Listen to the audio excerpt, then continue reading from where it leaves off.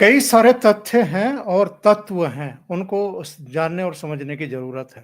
पहली जी, बात तो ये है कि पृष्ठभूमि क्या है और विषय क्या था? ये तो तात्कालिक है। जो कुछ घटना हुई है, अभी अमित शाह साहब ने राज्यसभा में इनकी धुलाई की थी। ये बताया था कि कांग्रेस पार्टी लोकतंत्र विरोधी भी है, संविधान विरोधी भी है, आरक्षण विरोधी भी है, अंबेडकर विरोधी भी है।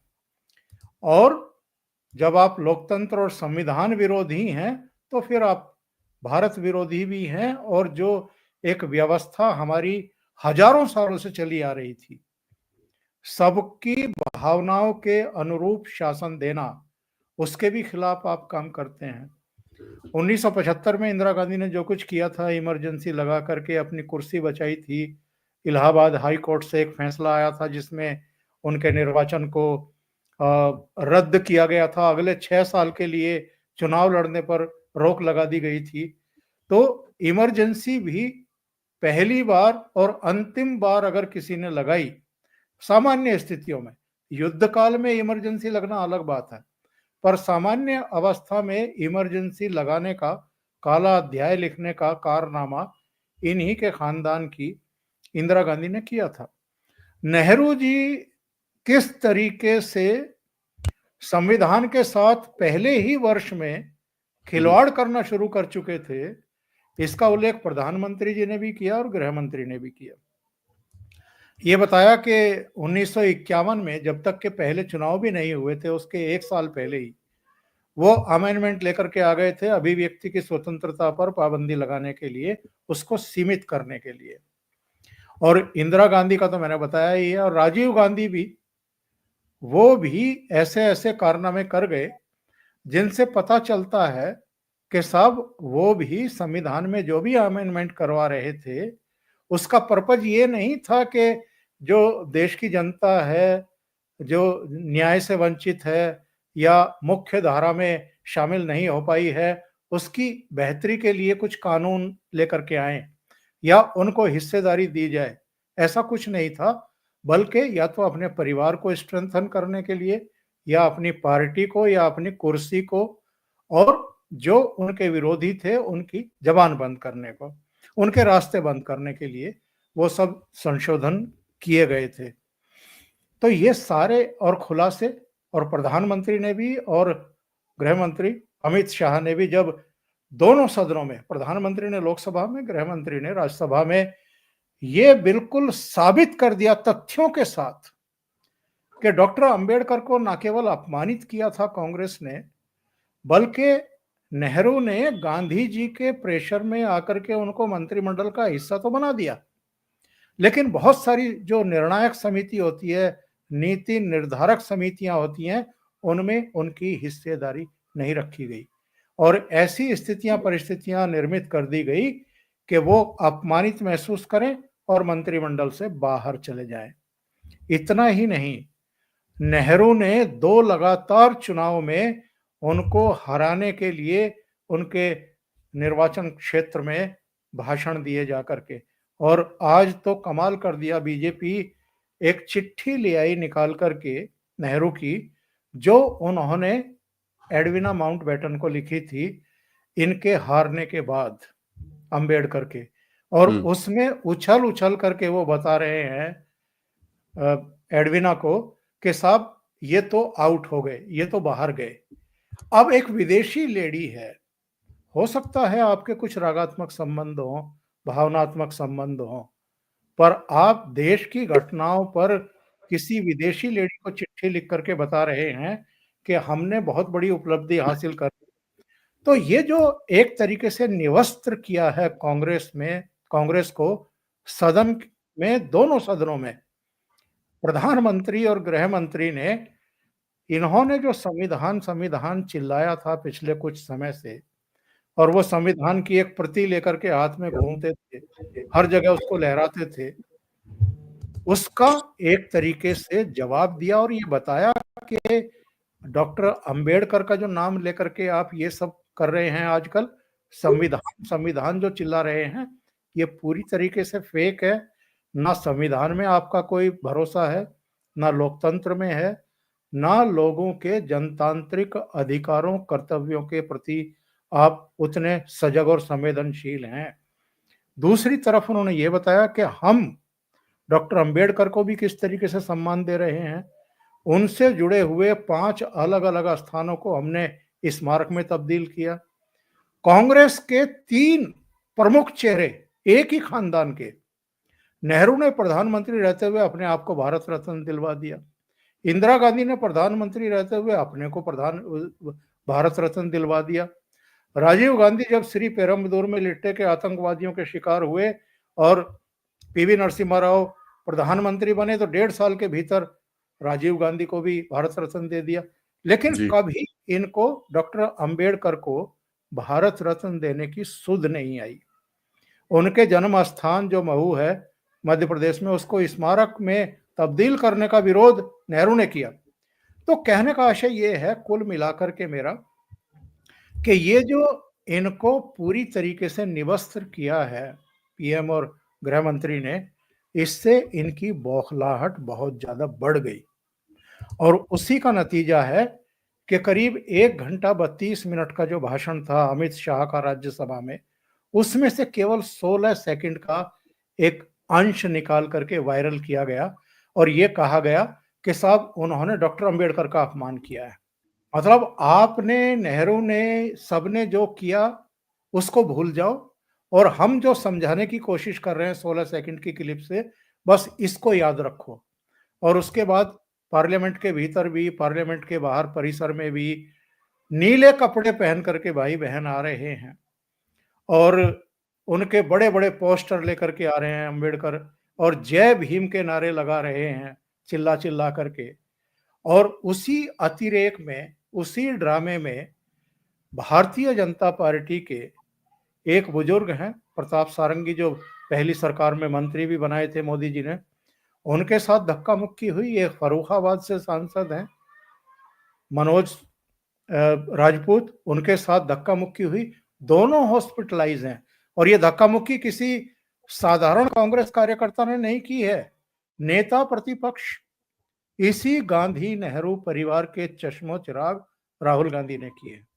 तो आप ये समझ लीजिए कि यहां भी पार्लियामेंट में भी जो इन्होंने कृत्य किया है, इससे भी सिद्ध कर दिया कि ये खुद तो पार्लियामेंट को नहीं चलने देंगे और ये कहेंगे कि ये हमारा हक है कि हम प्रदर्शन करें और अपनी बातों पर सदन को, सभापति को, स्पीकर को राजी करें कि साहब हम जो मांग कर रहे हैं अडानी पर चर्चा करवाओ। तो हमारा तो ये हक है कि हम पार्लियामेंट को ना चलने दें। लेकिन अगर भारतीय जनता पार्टी आपके खिलाफ कोई डेमोन्स्ट्रेशन करती है तो आप उनके साथ धक्का मुक्की करेंगे, उनको घायल करेंगे, उनको हॉस्पिटलाइज होना पड़ेगा, ऐसी स्थितियां पैदा करेंगे। तो ये एक और काला दिन मैं कहूंगा कि पार्लियामेंट के और हमारे डेमोक्रेसी के हिस्ट्री में जोड़ दिया इन्होंने आज। याद करिए जब ये पार्लियामेंट का शीतकालीन सत्र शुरू होने वाला था, उस समय क्या चर्चाएं मीडिया में छाई हुई थी। चर्चा ये थी, कीर्ति आजाद का एक बयान आया जिसमें ये कहा गया कि साहब ये राहुल गांधी, खड़गे साहब ये इंडी अलायंस को चला नहीं पा रहे हैं, तो ममता बनर्जी को आगे लेकर के आइए और उनको इनकी जगह इंडी अलायंस का नया नेता चुनिए। उसके बाद राम गोपाल यादव का बयान आ गया, जो अखिलेश यादव के चाचा जी हैं। फिर शरद पवार का बयान आ गया, फिर उद्धव ठाकरे का और उनके तोते संजय राउत का बयान आ गया कि हम लोग कलकत्ता में जाकर के और ममता जी से मिलेंगे और ये तो बिल्कुल सही है और उनको नेता बनाया जाना चाहिए। अरविंद केजरीवाल ऑलरेडी इनको तलाक दे चुके, इनसे अलग हो चुके, वो घोषणा भी कर चुके कि हम दिल्ली में इनके साथ नहीं लड़ेंगे। ममता बनर्जी तो लोकसभा में ही झटका दे चुकी थी। उन्होंने कहा कि वो 2 सीट जो 2019 में जीती थी, बहरामपुर वाली और एक वो मालदा वाली, वो 2 सीटों पे लड़ना हो तो ठीक है, वरना तो हम 42 में से 2 सीटें छोड़ सकते हैं, 40 पे हम लड़ लेंगे। जब इनका ईगो वहां भी सिर चढ़ के बोला तो उन्होंने झटका दे दिया, बोला कि हम 42 के 42 सीटों पे अपने कैंडिडेट खड़े करेंगे, आप जाओ घेरे में। तो उसके ममता बनर्जी ने भी एक तरीके से झटका दे दिया। तो ये जो कुछ हंगामा और अपने हाथों से फिसलते हुए इंडी अलायंस के ही प्रमुख चेहरों और घटक दलों को फिसलते हुए देख करके जो इनकी नींद उड़ी कांग्रेसियों की, इन्होंने सोचा कि कुछ ऐसा डिजाइन करो, कुछ ऐसा हंगामा करो कि वो सारे फिर एकजुट हो जाएं। तो ये जो कुछ इस समय डेमोन्स्ट्रेशन चल रहे हैं, हंगामे चल रहे हैं, मीटिंग्स चल रही हैं, इसमें देख लीजिए आप, फिर से वो सब साथ जुड़ गए इनके। हाँ, अंबेडकर जी का अपमान हो गया। भाई, अंबेडकर को केवल बहाना बना रहे हैं, अमित शाह के भाषण को केवल बहाना बना रहे हैं। इनका मकसद ये है कि ममता बनर्जी नेता ना बन जाएं, इसलिए ऐसा माहौल क्रिएट कर दो, ऐसे नारेबाजी करो, ऐसा कन्फ्रंट्रेशन करो कि बाकी चीजें तो सब भूल जाएं, और जो राहुल गांधी और मल्लिकार्जुन खड़गे और कांग्रेस के नेतृत्व को चुनौती दे रहे थे सदन से पहले, सत्र से पहले, वो सब भी फिर से एकजुट हो जाएं। अच्छा, चुनौती क्यों मिल रही थी? लोकसभा चुनाव आप तीसरा हारे हैं राहुल गांधी के नेतृत्व में। 2014 में केवल 44 सीटें, 2019 में केवल 52 सीटें, और इस बार भी 100 का आंकड़ा नहीं छू पाए। लेकिन आप शो का क्या कर रहे थे? आप ऐसे शो कर रहे थे कि जैसे आप तो जीत गए और मोदी जी हार गए। हकीकत ये है कि 2014, 2019 और 2024 तीनों चुनाव की अगर कांग्रेस की सीटें मिला ले तो वो 240 तक नहीं पहुंचती, जितनी अकेले 2024 में भारतीय जनता पार्टी को मिली हैं। अच्छा, जम्मू कश्मीर में आप हारे अभी, 90 में से केवल 6 सीटें जीती, और वो 6 भी मुस्लिम एमएलए जीत करके आए हैं। जम्मू संभाग से एक भी हिंदू एमएलए आपका जीत करके नहीं आया। बेशर्मी के साथ उमर अब्दुल्ला से डिप्टी स्पीकर भी मांग रहे थे, 2 कैबिनेट बर्थ मांग रहे थे। उन्होंने पीछे से लात मारी, बाहर निकाल दिया कि मुझे आपकी जरूरत ही नहीं है, आपके बिना भी मेरा बहुमत है। झारखंड में 81 में से केवल 16 सीटें जीती इन्होंने, और वहां भी ये डिप्टी सीएम मांग रहे थे, हेमंत सोरेन ने वहां भी नहीं दी। आप हरियाणा का चुनाव हारे हैं, आप महाराष्ट्र का चुनाव हारे हैं। तो ममता बनर्जी हो या दूसरे गठबंधन सहयोगी हो, उनको सबको लग रहा है कि यार ये बेड़ा गर्क कर रहा है अपनी पार्टी का भी, और ये हमारी भी लुटिया डुबो देगा अगर हमारे साथ रहेगा। तो अपनी मनमानी करता है, जो सहयोगी दलों के सांसद हैं उनको अपनी लाठी से हाँकने की कोशिश करता है। तो भैया, इससे मुक्ति पाओ। और ममता बनर्जी भले ही कलकत्ता में बैठी हैं और पश्चिम बंगाल की मुख्यमंत्री हैं, उनको आगे लेकर के आओ।